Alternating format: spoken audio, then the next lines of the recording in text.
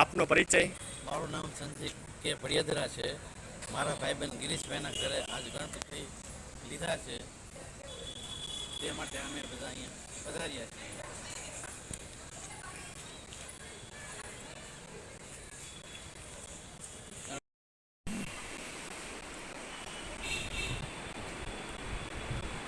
આજે આપણા ઘરે જે ગણેશજીનું આગમન સ્થાપન થઈ રહ્યું છે, ત્યારે ગણેશ ઉત્સવ સંબંધિત થોડીક માહિતી આપશો તમારા નામ સાથે?